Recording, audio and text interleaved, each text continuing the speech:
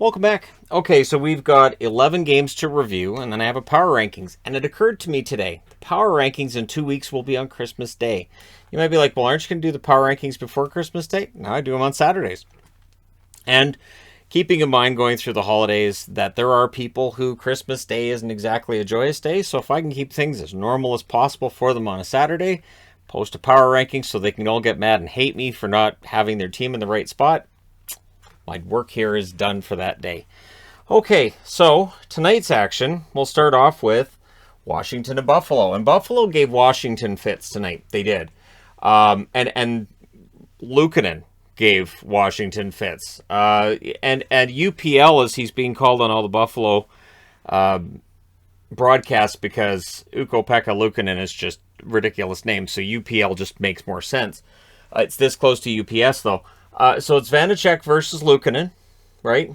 Early, Eller has a shot that's saved and held on to. Eller would have the first goal of the game. He scores from Sherry and Oshie at 3:40. Caps then had a 3-on-1 that goes offside, but they have the early opportunities. Thompson tries to get one for the Sabres. The Sabres would press at 8 minutes. The Caps press after a turnover. Cousins tries for a net drive that was defended by the Capitals. Oshie nearly gets a goal, but it's goalie interference, so it's waved off. Hinostroza then scores from Haig and Bryson at 13:48. That ties it up. And then Rasmus Dahlin hits a post. So Buffalo with some momentum here. Vanacek robs Okposo. Good second half of the period for Buffalo. And in the last seconds, there were some chances for the Sabres as well. So we go to the second period.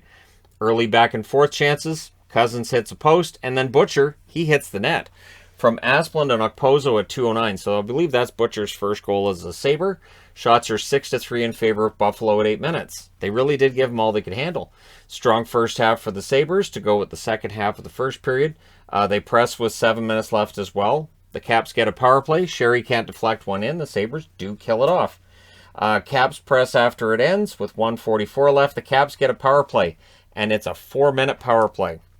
And so that straddles the period. And to start the third, the Sabres kill off the whole thing. So kudos to the Sabres on that one.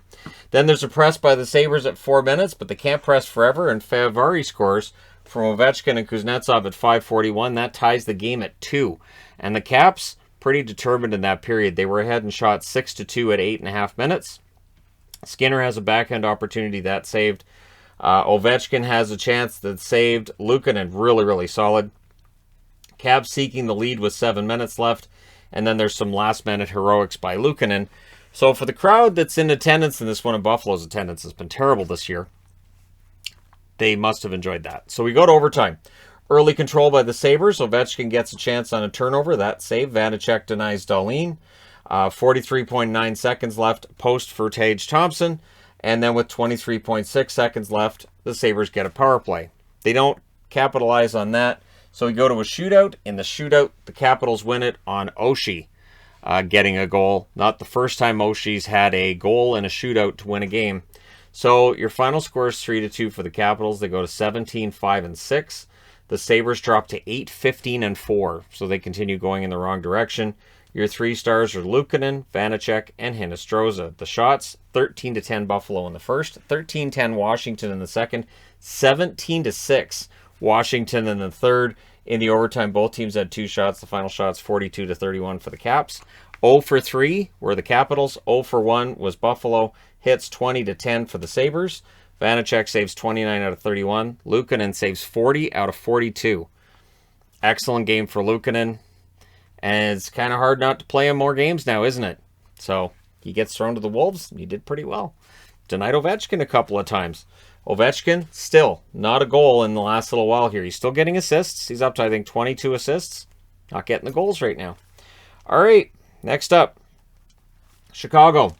So this game was kind of done, and then all of a sudden it wasn't. And Toronto, there's some luck in this one tonight for Toronto. And I think even the most diehard Leafs fan would go, yeah, that was kind of a lucky thing in the end there. So it's Lankinen versus Mrazek. Both goaltenders were struggling tonight. Taves would score early from Murphy and Reese Johnson at 1:53. The Leafs would then get a power play, and they score at 2:54. It's Tavares from Matthews and Nylander on the power play. And so the Leafs then press for the lead. Hawks get a power play. DeBrincat with a chance. Good toe save from Mrazek. And then 5-on-5 Nylander scores from Tavares at 9:14. So Nylander and Tavares both with 2 points to this stage of the game. Leafs get a power play. That was a no. Stillman takes his second penalty in a row. So the Leafs go to the power play for the third time, and they score on this one. Matthews from Kasha and Nylander at 14:32. Kane then with a rush chance that's saved. The Hawks get a power play. There was a post for Gustafsson. Kubalik has a shot that deflects out, and it's killed off. Even though in that first period, you could see Mrazek was fighting the puck a bit. And it was just, it's one of those things. You can tell when a goaltender's a little shaky. Mrazek hasn't played a lot. He's been dealing with injuries, and so you got to kind of let him get into his rhythm. Second period, Engvall scores relatively early from Clifford and Steeves at 3:25. So that's Steeves' first point. Kyle Clifford was sure to get the puck and put that aside for him. Leafs then press at 5 minutes. The Hawks using speed for their chances at this point, but it's 4-1 Toronto. There's nothing to worry about. Right. DeBrincat was robbed by Mrazek. Shots are 7-2 for the Hawks at the half. The Blackhawks then get a power play. Kane with a shot. Good leg save there. The power play's killed off, but not long after it's finished. Murphy scores from Kubalik at 16:31. It's 4-2. But don't worry. It's 4-2. Toronto's at home. Nothing to worry about. Post for Matthews in response. Matthews then had a rush chance. He fires high, but we're going to the third. Toronto's ahead by 2. Nothing to worry about. Muzzin has a hit that upsets the Hawks early in the period, and they take it out on him on the scoreboard. Kubalik scores from Kurashev and McCabe at 1:47. Now that little bit of panic is settling in, I would imagine, if you're a Leafs fan watching this, because that 4-1 lead's now 4-3. Matthews then had chances. Those were saved. So Lankinen had a rough start, but he recovered from it. Back and forth chances near the half. Bunting had a chance that was saved, and then McCabe scores from Stillman and Carpenter at 10:42. And the Hawks, realizing that they've got a Toronto team that's folding, they press for the lead. Kasha was denied by Lankinen. The Leafs press with 3.5 minutes left. And then Lankinen comes out of the net to play one that's going around the boards, but it bounces off a stanchion right out in front of the net. And so Kampf puts it in the net at 18:40 to make it 5-4 from Riley and Brody. No chance for Lankinen. Immediately, Chicago calls a timeout. You could see Fleury telling Lankinen, yeah, nothing you could do on that. Basically, that he would have done the same thing. So they pulled the goaltender shortly thereafter, but they're unable to tie it. Your final score is 5-4 in favor of the Toronto Maple Leafs. They go to 19-8-2 with the win. Chicago drops to 10-15-2 with the loss. And this one hurts because, again, it's a stanchion that costs them.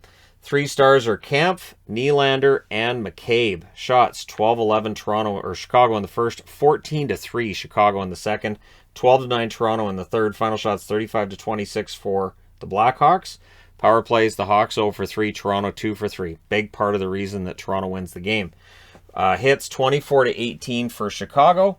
Lankinen saves 21 out of 26. Mrazek saves 31 out of 35. Again, Mrazek had his shaky moments, but the team bails him out. The stanchion bailed him out too. So again, probably a nervous moment or two for the Leafs in this game and for their fans. But in the end, it's all fine. Nothing to see here. Next up, Anaheim and Pittsburgh. So Anaheim's a dynamic offensive team, but if you hadn't watched them as a Pittsburgh fan up until tonight, you may not know what all the hype's about. It was Gibson versus DeSmith, the Penguins wearing their new thirds. I'm just going to say this straight out. So I have the third coming to me.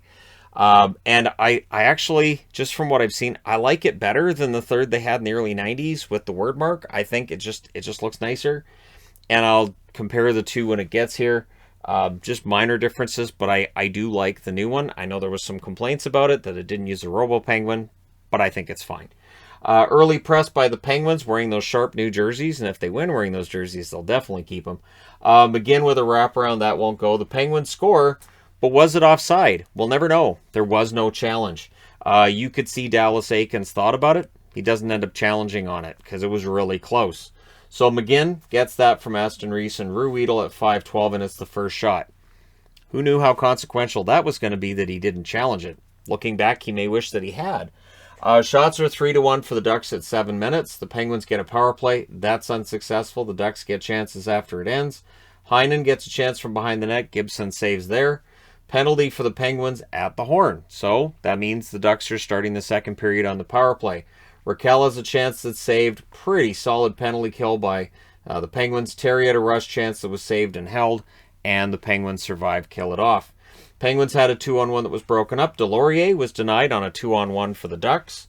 Pettersson takes a slapper. That's blocked. Things are unfriendly behind the Penguins' net shortly after that. Ducks get a power play. Penguins defending well, while the Ducks are rushing as well as they can.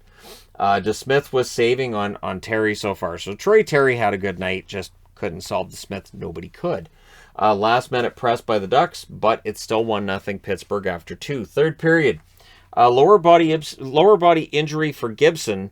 He's out of the game. Stolarz starts the third period. So again, if you're not following the Ducks, you'd be like, hey, Stolarz. All right, so we're going to run up the score. Stolarz has been good this year. His numbers have been right there, neck and neck with Gibson's.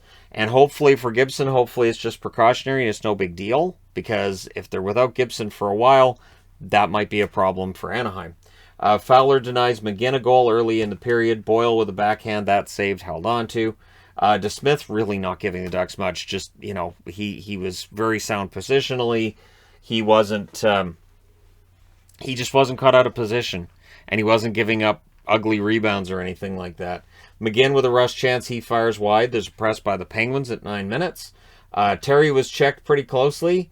Couldn't tip one in. Milano's denied. DeSmith holds on to that one. Goalie pull with a minute and 50 seconds left. Getzlaf fires one high. The Penguins clear it.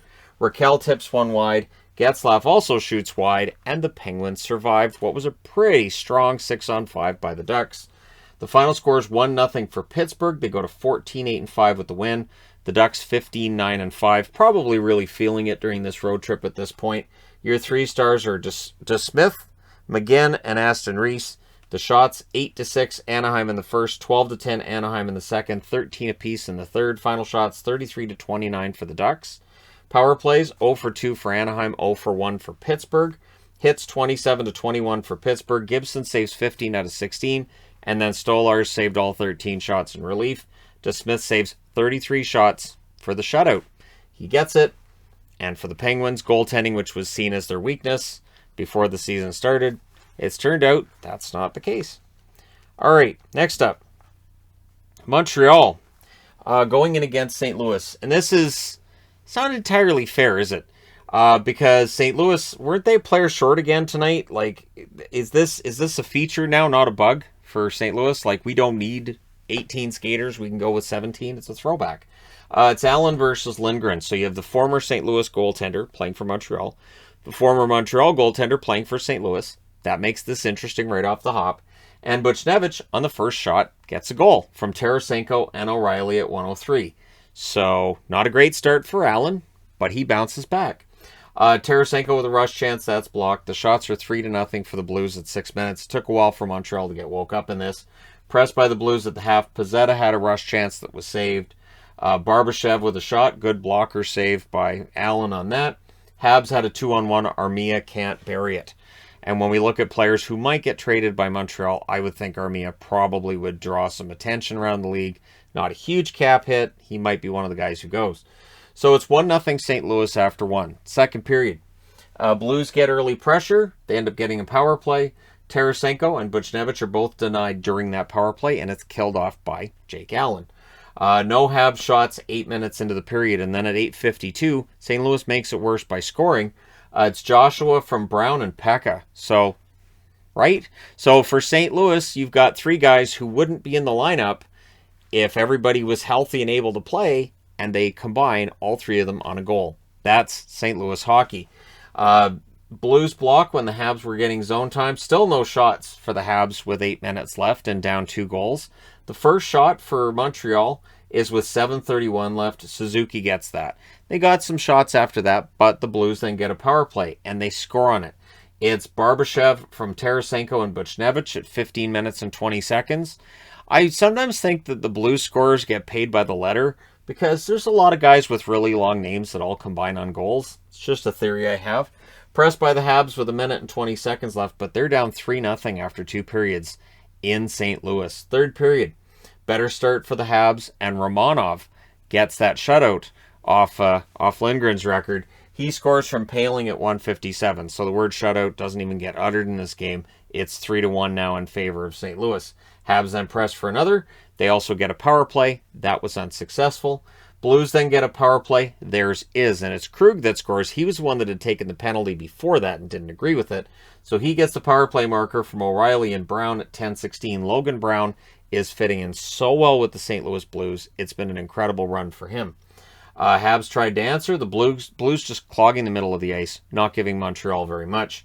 O'Reilly, he was blocking a cross-crease pass, and that is basically how they played that third period. They didn't give Montreal much to look at. Montreal does get the one goal, but in the end, St. Louis wins 4-1. They go to 15-8-4. Montreal is 6-20-3. They've won 6 out of 29 games. This is absolutely ludicrous. Your 3 stars are Lindgren, Krug, and Joshua. So those are 3 unexpected stars. Krug, maybe expected, but Lindgren and Joshua? No. Shots, 12-6 St. Louis in the first, 11-6 St. Louis in the second, 14-11 St. Louis in the third. Final shots, 37-23 for the Blues. Power plays, Montreal 0-1, St. Louis 2-3. Hits, 35-16 for Montreal. They were hitting. Romanov threw some hits out there tonight. So did Pizzetta. Allen, 33 saves on 37 shots. Lindgren saves 22 out of 23. Not bad against a team that decided to send you to the minors and leave you there. And so I'm sure Lindgren was thinking that tonight. Like, Montreal left me in the minors. I'm going to show them that was a mistake. I always liked Lindgren, so I'm kind of glad to see that he had a good game tonight, because I've always liked Charlie Lindgren. He's now got 3 wins since being called up. That being said, I need to change boards. Next up, New Jersey and the Islanders. So for New Jersey, the fallout of contention continues, and it was Schmid versus Sorokin tonight. I thought Schmid played well, but he's young, right? Drafted in 2018, coming up from Utica. His record in Utica, absolutely fantastic. But the New York Islanders are not AHLers. Not at this point, because they came out of their protocols. They've got their players back. Mostly. There's still some out with injury. Pressed by the Islanders at 2 minutes, but they don't get shots out of that. The shots are actually 2-0 for the Devils 5 minutes into this. So good protective work by the Devils with the rookie in the net.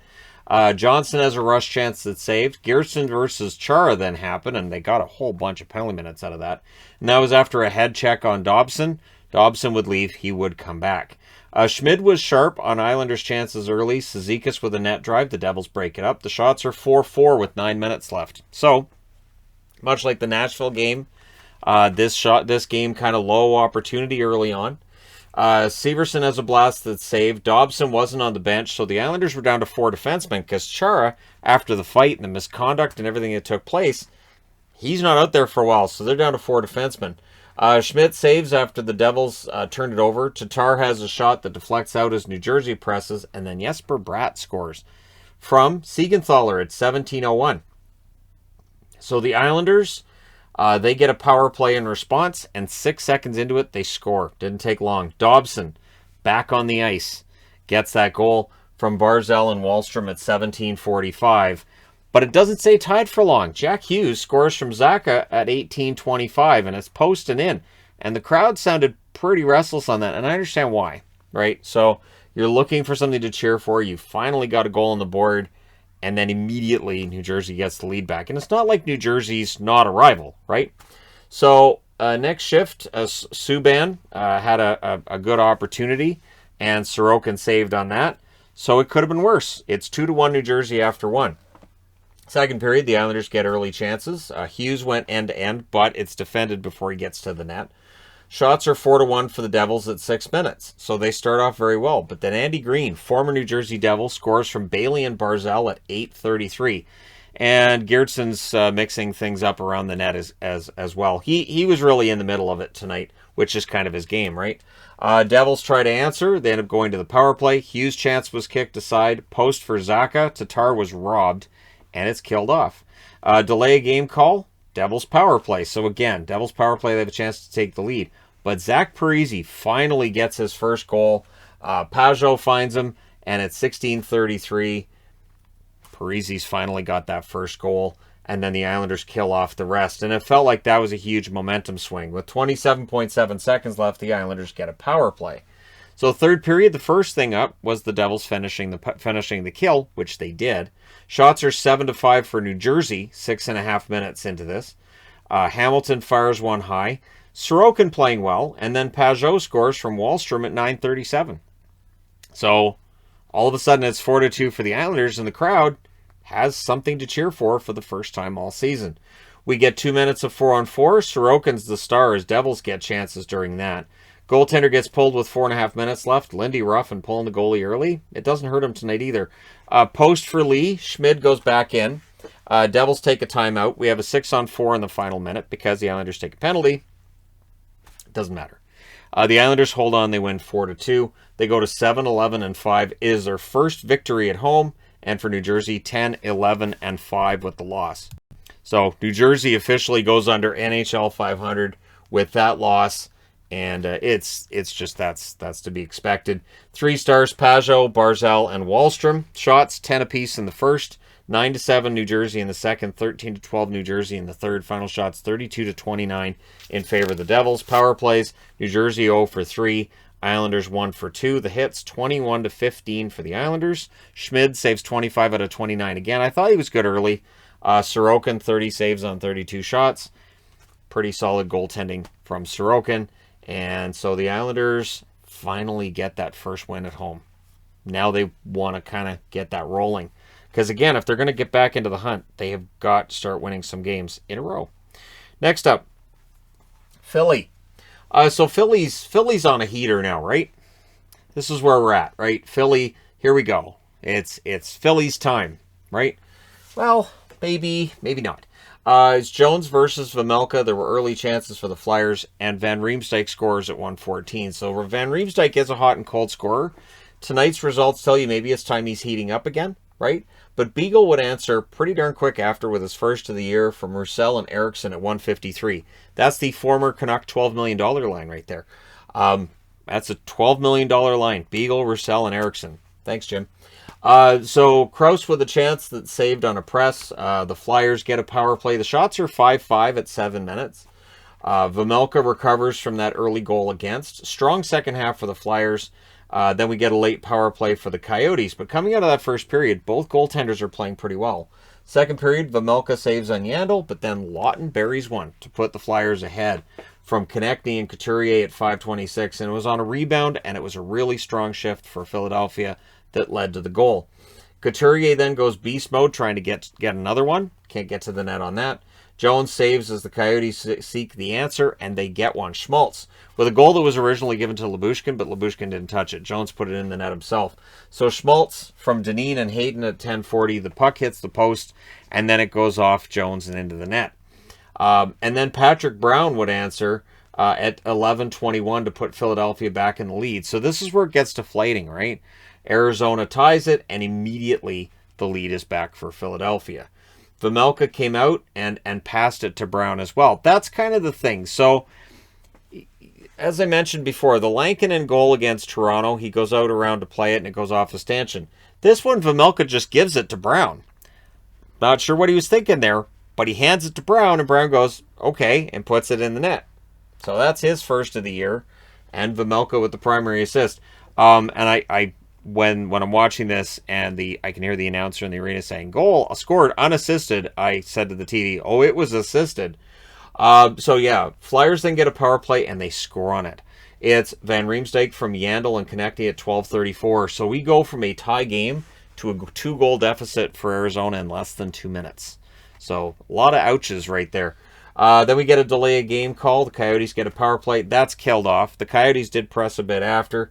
And then the Coyotes take a penalty at the horn. So third period, pretty aggressive penalty kill by the Coyotes to kill it off. Flyers press at 4.5 minutes. Schmaltz was then denied from Arizona there. And then Giroux scores from Atkinson and Frost at 7:50. No shifts in the third for Beagle. Maybe he was hurt, right? But then Krause would answer from Schmaltz and Dineen at 11:35. That makes it 5-3. And from there, you know where this is going. With 1:37 left, the Coyotes call a timeout. It's not happening. You're not scoring twice. The Flyers win this one 5-3. They go to 10-12-4. The Coyotes drop to 5-20-2. So back-to-back wins for Philly, back-to-back losses for New Jersey. New Jersey and Philadelphia are now 1 point apart. So, there you go. 3 stars, Van Riemsdyk, Konechny, and Schmaltz. Shots, 14-11 Philly in the first, 13-12 Arizona in the second. Both teams had 8 shots in the third. Final shots, 34-32 for Philly. Power plays, 1 for 3 for Philly, 0 for 2 for Arizona. 19-14 were the hits in favor of Arizona. Jones, 29 saves on 32 shots. That's better than .900 on the save percentage. Vejmelka saves 29 out of 34. That isn't better than .900 on the save percentage. And that 5-20-2 record for Arizona. Arizona games are more entertaining to watch than they were early in the season, but the results are kind of the same. So, 5 wins in 27 games. Of course, Montreal with 6 wins in 29 games. We've got some bad teams in the NHL this year, or at least we've got some bad records. Buffalo's getting there too. So, yeah, it's going to be a long season for some fan bases, unless you already knew this was coming, which Arizona and Buffalo did. For Montreal, not as much. Although, again, the change GM probably helps at least a little. All right, next up, Boston. So Boston, I watched them live against Vancouver. I thought they played well. I did. That game ends up going to a shootout. Vancouver wins it. They went to Edmonton. They won that game. And tonight against Calgary, I'm just going to say it straight out. They won a game they didn't really have any business winning. The funny thing is, no, I'll save that. I'll save it. I'll put that in my pocket. I'll take it out when we get to the third period. Remind me. So first period, Ullmark versus Markstrom. You know, Ullmark, the bad goaltender. Everybody says he's a bad goaltender, and I've been saying the whole time I like Ullmark. I still like Ullmark.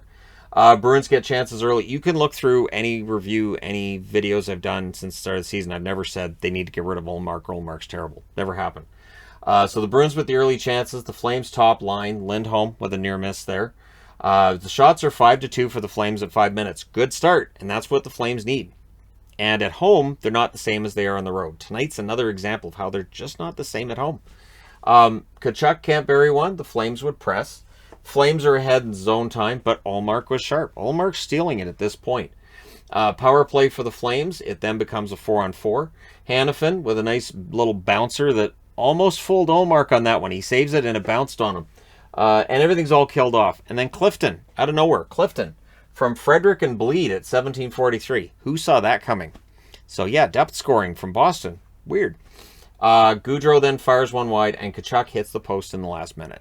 So it's 1-0 Boston after 1, but Calgary outplayed him badly. Second period, Flames get a power play. It's unsuccessful, and then it's Marchand from Pasternak at 5:52. It's a perfect tip shot, and the shots at this point are 22-10 for Calgary. But it's 2-0 in favor of Boston because Marchand and Clifton have the goals. And so things start getting frustrating for their fans and for the players on the Flames. And it doesn't get better. Less than a minute later, McAvoy scores from Bergeron at 6:48. And then the Bruins start pressing for another. So at this point, this is where the Bruins are like, hey, the net's open for business, right? I mean, Markstrom wasn't playing bad, but he's not playing like at Markstrom levels from earlier in the season. So the Flames press at the half. Shillington fires one off Ullmark's mask, or Ullmark saved it with his mask, one way or the other. Flames get a power play. They do score on this one. It's Tkachuk from Anderson and Gaudreau at 12:19, and that gives that energy to Calgary, and they're still leading in shots and leading in opportunities and offensive zone time.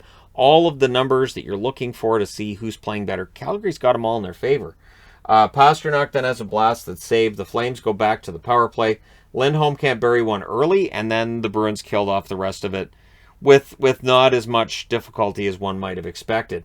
Dubé is absolutely robbed in the final minute. So we're going into the third period. And I'm listening to the announcers, and Cassie Campbell says, well, what's helped Boston is their defense has been excellent so far. They'd allowed 31 shots in the first 2 periods.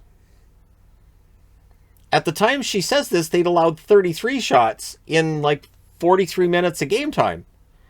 And I'm thinking, Ullmark's been fantastic. So I'm not saying the defense has been bad, but can we not give Ullmark any credit? So third period, Forbort has a shot that's blocked, or Forbort shot blocks on Dubé. So Dubé had a good opportunity, and Forbort says no.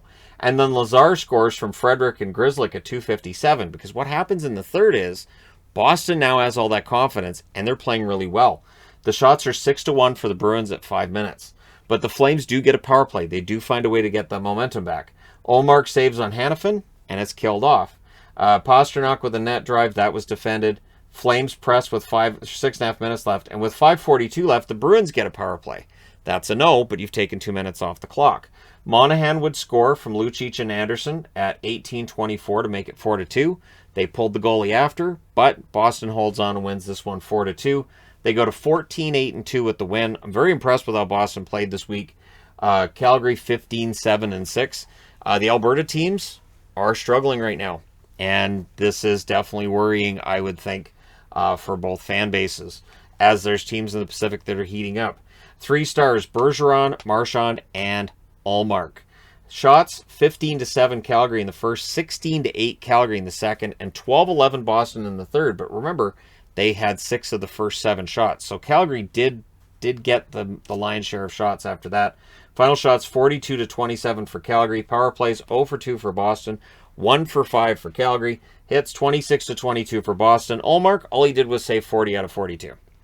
So that whole goals saved above or goals saved below expectation, his is getting better. Markstrom, 23 saves on 27 shots. His number is going to be getting a little bit lower. So it all usually balances out during a season, and I think Ullmark's been excellent. I think Swayman's been very good as well. It's been a pretty good road trip for Boston's goaltenders, whether it's against Vancouver, Edmonton, or Calgary. So Western Canada, they get 5 points out of 6. That's not bad. And who thought the team that keeps them from going perfect out of the 3 games would be Vancouver? I didn't expect that. All right, moving along. Edmonton. So this is officially a struggle now, right? And it's interesting because I saw at points in the third period where Draisaitl and McDavid are playing together, and you can see like Tippett's he's putting things in a blender, trying to see what's going to work. And it's just not. Now, Carolina, on the other hand, Carolina's been fantastic on the road. So there's some of that here too, right? So it's Anderson versus Koskinen, early press by the Oilers. Slavin has a drive that's saved. The Canes would press at 4 minutes, and then the Canes end up getting a power play, and they score on it. It's Sebastian Aho from Trocheck and Teravainen at 7:18. Warren Foegele tried to answer. Foegele, I thought, had a very prominent game for Edmonton. Oilers not generating much, but then Foegele had a tip on a CC shot that ends up going high. So there's Foegele again right at the net. Shots evening up, and then the Canes press after the shots became even. Trocheck had a chance that was caught and held, and then in the last minute, the Oilers press.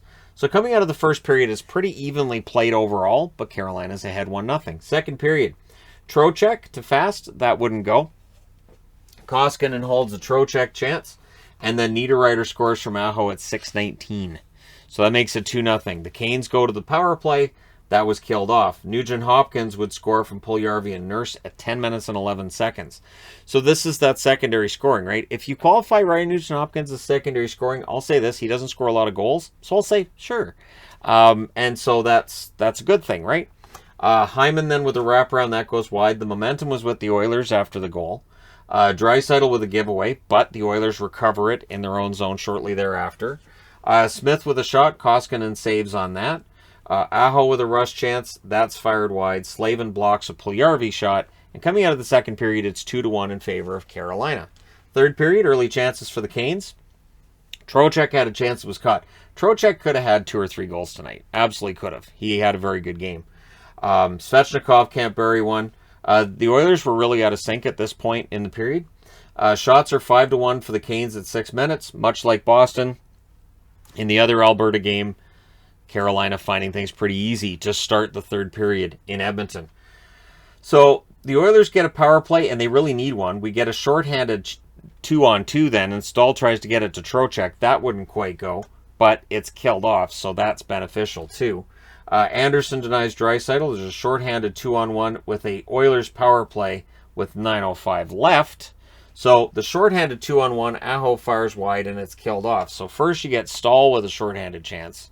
The next power play, it's Aho with a chance 2-on-1. I think it was Svechnikov that was with him on that 2-on-1. Really got to watch that. Now the power play is starting to be an issue for Edmonton, right? And we're going to have these points. Now they didn't have a lot of opportunities. Just a couple in the third period, but that normally is where they're getting their goals this year, right? So, McDavid can't bury one. Cole's defended. Jarvis with a rush chance. Nurse defends. Hyman injured his shoulder. He was hit by Shea. And it didn't look great. Now, he skated off under his own power and all that, but it didn't look great. So Aho would score at 17-16. I've got a little arrow pointing up here because I forgot to record it on the board because I was switching between so many games that I flat out forgot. And then I realized, oh, and rather than erasing everything, I just figured I'll just put it underneath. And just a little arrow. There it is. So they pull the goaltender with more than 2 minutes left, knowing they need 2. The crowd, to their credit, they didn't sound nearly as defeated as crowds sometimes do when a team needs 2 goals late. But this is a team with McDavid and a team with Draisaitl, and they certainly had their opportunities. So Cassian was robbed. They call a timeout with 1 minute and 49 seconds left. The Oilers end up getting a post, and then it comes off the post, and it rolls on the goal line, and Anderson keeps it out. The Oilers thought it was in at first. It's not. So that's as close as they get. And your final score is 3-1 for Carolina. Hard-fought victory for them on the road. They go to 19-6-1 with the win. And for the Oilers, they drop to 16-10. So this is 5 straight losses in regulation. This is absolutely a trend, and it's something Edmonton needs to turn around. 3 stars are Aho, Ryan Nugent-Hopkins, and Slavin. Shots 10 apiece in the first. 14-4 Carolina in the second. That's a problem. Third period, the shots were 9-7 Edmonton. Final shots 31-23 for Carolina. Edmonton's not getting shots like they were early in the season. They're not getting those fast breaks either. It feels to me like teams have figured out how to slow Edmonton down, how to get McDavid and Draisaitl off the score sheet, and now it's up to everybody else to come together and make this work. So the power plays, Carolina 1 for 2, Edmonton 0 for 2. Hits 34-22 in favor of the Oilers. Anderson saves 22 out of 23. Koskinen saves 28 out of 31. And so, yeah, that was it for that game. And for Carolina, really, really strong road trip. Now they get to go home and see what they can do there. That being said, at least I think this is the end of the road trip, right? Oh, we'll see. All right, thank you guys. And now we need to go to the final board. I almost signed off, but we have one more board to go. So let's go to that, shall we? Let's not do the sign off. Okay, so this is the largest of the magnets I used tonight for Seattle because I'm looking through my magnets today. None of the magnets that are on this board have been used for any reviews this year, and I was like, I need to use some of these magnets, right? Because they're probably getting lonely or bored. So it was Columbus and Seattle, the ridiculous size of the anchor magnet being what it is. But I do like that logo. I just don't have one in the normal size yet. Not magnet-wise anyways. So it was Merzlikins versus Grubauer. Last year, that would have been considered an excellent goaltending matchup. This year, kind of. Name-wise, yes. So the shots are 3-0 for Seattle at 3 minutes. They came out very well. Johansson had a wraparound chance that was saved. It was his 700th game tonight. They mentioned that a lot. Merzlikins keeps it tied in the first half as Seattle's really strong on this one. Donskoy to True was broken up. Alexiak can't bury one, but it's all Seattle at this point in the game. Grubauer was sharp when Columbus gets a chance. Donato then had a shot that was blocked. The shots and the hits both favored Seattle, and that would be the storyline throughout the game. Last minute, there was a press by Columbus, but it's scoreless after 1. Second period, Alexiak's denied in the first minute. True gave a couple of pokes at Elvis, and I mean, you can't do that, so he goes to the box. You just can't do that.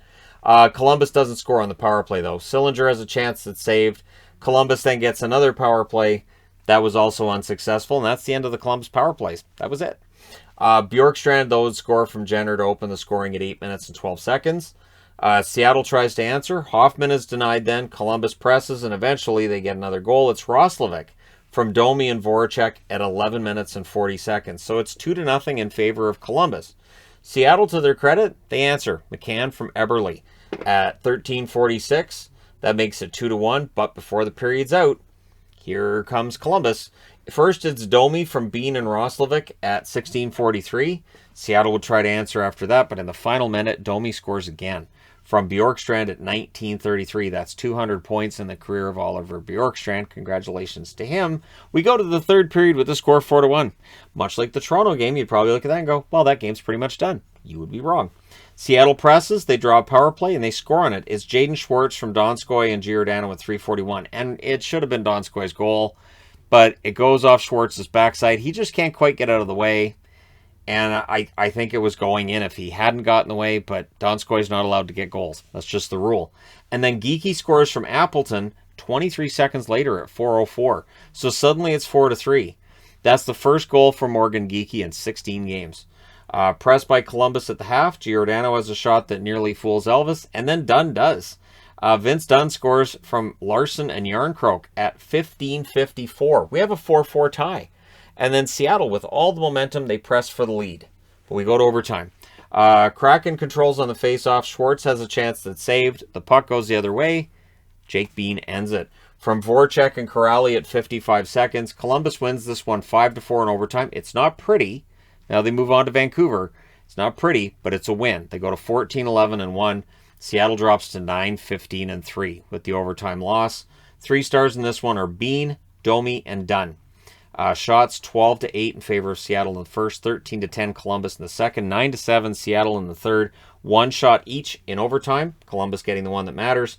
Final shots 32-29 for Seattle. Power plays Columbus 0-2. Seattle 1-1. That's their only power play. Hits 19-16 for Seattle. Merzlikins 28 saves on 32 shots. Grubauer 24 saves on 29 shots. Again, Seattle just doesn't get the saves where they need them here. 4 goals on 13 shots in the second period.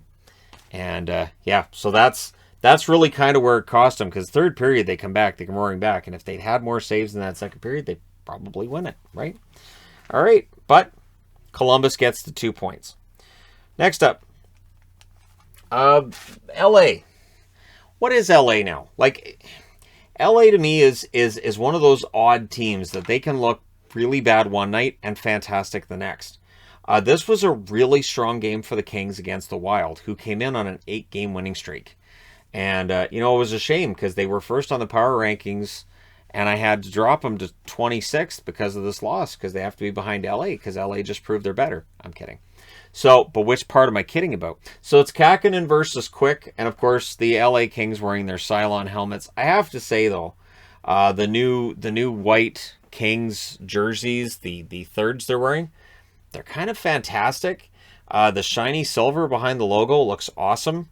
And I don't know how long it's going to be until they go back to that logo full time, but they kind of have to, don't they? They used it for the reverse retro. Now they're using it for the third. They kind of have to, right? So, yeah, Kings with an early chance that saved. Duhaime hits Edler into the boards, and it didn't look good. Edler needed help leaving. It's his left ankle. He could put no weight on it whatsoever. It may very well be broken. It may be a high ankle sprain. Whatever it is, he looks like he's going to be out for a while. So the Kings were down to 5 defensemen really early in this one. Kings then get a power play. There was aggressive penalty kill by the Wild, though. They did manage to kill it off. Danault can't bury one. The Kings do draw a power play, though. Eriksson tries one from behind the net. Danault fires wide on a turnover. And then the Kings, who power play had been a failure, they get another one. This is their third of the first period. Arvidsson can't bury one. Pretty good cycle. The Wild, though, did kill it off. And then they pressed on the final shift. And the puck went into the Kings' net after the horn sounded. So the Wild were that close to opening the scoring, but the horn, it stifled them. So second period, scoreless thus far. Wild get a power play. Zuccarello's denied. Kaprizov fires one wide, and that power play, it was impressive in points, but it's killed off. Kempe then drives, and he draws the fourth power play for the Kings. The power play wasn't successful, but it did knock the Wild out of their sequence. It did keep them from getting much going. So the Wild do kill it off. The Kings pressed after. Athanasiou hits a post. Arvidsson was absolutely robbed then by Kakkonen. Dumba with a chance. Wild go to the power play. Fiala can't bury one, but then Foligno does. He gets a power play goal from Dumba and Fiala at 13-11. Danault would answer, though, from Doughty at 14-29. So the lead doesn't last very long for Minnesota. Hartman then can't bury one. The Kings get a 2-on-1. Kopitar's denied. We go to the third period, tied at 1. First minute, things get kind of scrummy at the Kings net.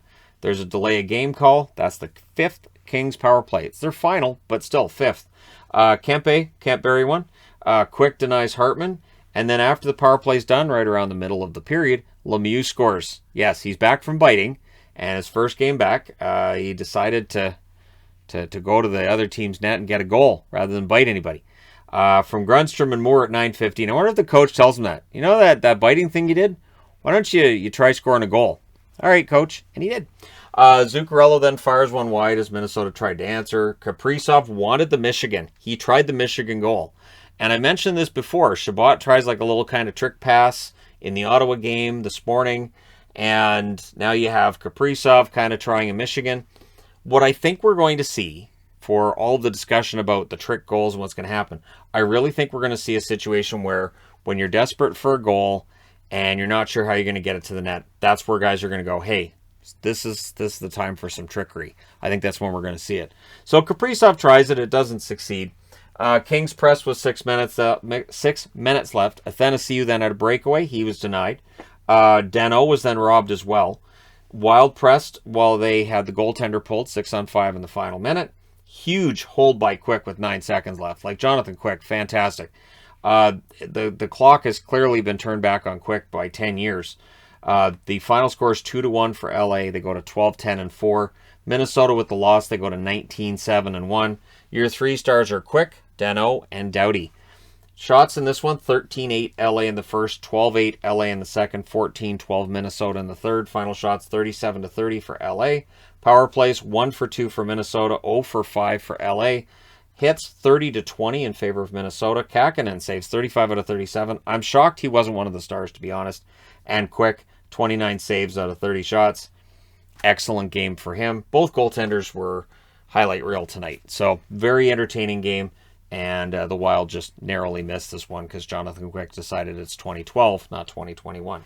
He just gets those numbers backwards, and then this kind of thing happens. It's normal. It's fine. All right, next up, last up, Dallas and San Jose. You know, this was a game that early on I thought, so Dallas still isn't scoring, right? And this is the frustrating thing as a fan of the Dallas Stars, is that they go through 4 or 5 games where they look fantastic, and then they go through 4 or 5 games where they just can't score. And it kind of evens out the numbers. So if you want to be glass half full, you can be. And if you want to be glass half empty, you can be that too. Holtby versus Reimer. Turnovers by Dallas early. Not encouraging. Shots, though, were only 1-1 at 5 minutes, so the turnovers weren't costing them yet. Holtby denies Meyer. There's a press by the Sharks. And then Hurdle. Hurdle scores from Meyer and Barabanov at 8 minutes and 30 seconds. I believe they said that's the 100th in the career of Hurdle as far as goals go. Sharks were stuck on 4 shots, though. So they get the goal, and then for a while after that, they don't get any shots. Reimer denies Raffle. The Stars get a power play. That's killed off.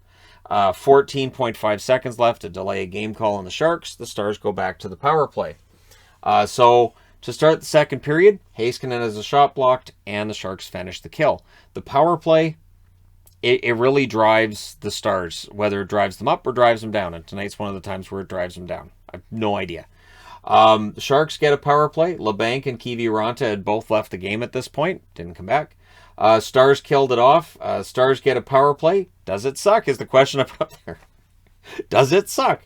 Well, Reimer saves on a deflection off Sagan. It wasn't really that difficult a shot. The Sharks did kill it off. So you tell me, did the power play suck? The answer is probably, yeah. Nieto had a chance that was saved. The Stars had a 3-on-2. That fizzles out. And then Erik Karlsson scores from Meyer and Barabanov at 16:28. That's challenged for goalie interference. I thought, like as soon as I saw it, I'm like, I don't know. I don't think you're going to get that, Mr. Bonus. And then he didn't. So that's another power play for San Jose. So it's 2-0 after 2 periods. Third period, shots are 2-0 for the Stars at 5 minutes. This was very trappy looking, as in San Jose playing a 1-3-1. So 1 forward in doing the forecheck, 3, and then a defender. And it's hard to get around and get through that. So Dallas was doing the best they could. Gregor with a rush chance, that saved. One thing that a 1-3-1 does is that when the puck is turned over, it quickly transitions into your zone. Sagan has a backhand that saved, but then Raffle figures things out and he breaks the shutout from Foxa and Hakanpaa at 8:26. But it just wasn't happening for Dallas tonight. Gregor is in alone. He can't find the handle on that. Burns had a rush chance. Holtby poke checks him there. They pulled the goaltender with 1 minute and 50 seconds left. They called a timeout with 1 minute and 3 seconds left. They weren't beating Reimer. Reimer had been out for exhaustion. Clearly, he got his energy back, or Dallas just wasn't able to figure out a way to break them down. 2-1 is your final score. San Jose goes to 15-12-1. Dallas drops to 13-10-2. Their problematic record on the road continues to be problematic. They're very good at home. They're very mediocre on the road. Reimer, Carlson, and Holtby are your 3 stars. So I threw on the Erik Karlsson jersey tonight because, sure. The shots, 14-6 Dallas in the first, 11-10 San Jose in the second, 11-8 Dallas in the third. Final shots, 35-25 for the Stars. Power plays, Dallas goes 0 for 3. San Jose 0 for 2. Hits, 21-16 in favor of San Jose. Holtby saves 23 out of 25. Reimer saves 34 out of 35. So Holtby played very well. Reimer was better. And so the Sharks end up coming out of this one with a much-needed victory, and believe that puts them ahead of the Winnipeg Jets and in that final playoff spot again in the West. We're going to start talking more and more about playoffs as we start getting towards about the halfway mark of the season. So, yeah, there you go. Let me know your thoughts in the comments section below, as always. See, now I can do that because now we're done the last board. This is the last board, so now I can wrap it up. So let me know your thoughts. Hit like and subscribe. If you're browsing your way through, you just happened upon this video. Thank you guys so much for watching, for all your support. I will talk to you again soon.